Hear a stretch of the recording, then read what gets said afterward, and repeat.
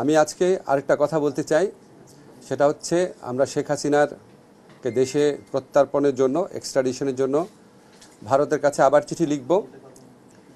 ভারত যদি এই গণহত্যাকারীকে আশ্রয় দেওয়া অব্যাহত রাখে, তাহলে ভারতকে বুঝতে হবে এটা বাংলাদেশ এবং বাংলাদেশের মানুষের বিরুদ্ধে একটা শত্রুতা। আজকে বাংলাদেশের জন্য একটা ঐতিহাসিক দিন। আজকে বাংলাদেশের মাটিতে ন্যায় বিচার প্রতিষ্ঠার শ্রেষ্ঠ ঘটনা ঘটেছে।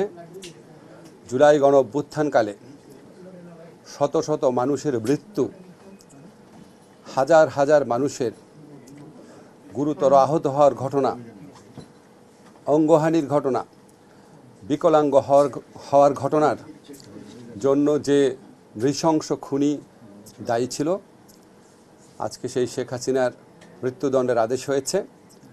তার প্রধান সহযোগী সাবেক স্বরাষ্ট্রমন্ত্রী আসাদুজ্জামান কামালের মৃত্যুদণ্ডের আদেশ হয়েছে। আমি মনে করি আজকে জুলাই গণ অভ্যুত্থানের আরেকটি বিজয়ের দিন।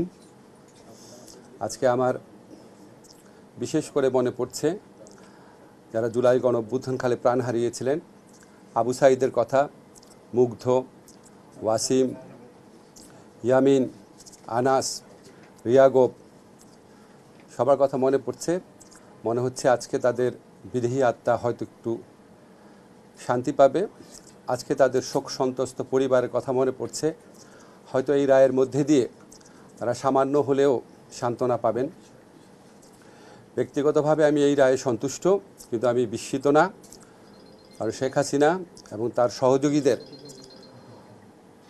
মানবতা বিরোধী অপরাধের যে তাজা, অকাট্য, জোরালো, বিস্তৃত প্রমাণ রয়েছে, তাতে পৃথিবীর যে কোনো আদালতে বিচার হলেই তার সর্বোচ্চ শাস্তি হওয়ার কথা। ডিজাইন, এলিগেন্স, বিউটি, সেরা পণ্য সবার জন্য জেভিকো।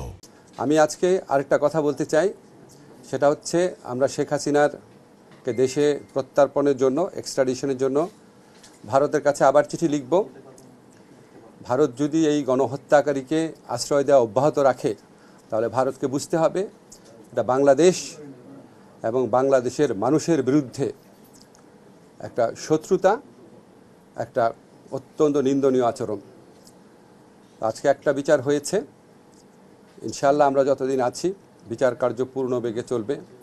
আমি এই বিচারের জন্য বিচার সংশ্লিষ্ট যারা আছেন, বিশেষ করে আমাদের চিফ প্রসিকিউটর তাজুল, তার সহযোগীদের আন্তরিক অভিনন্দন জানাচ্ছি। যারা সাক্ষী দিয়েছেন তাদের অভিনন্দন জানাচ্ছি।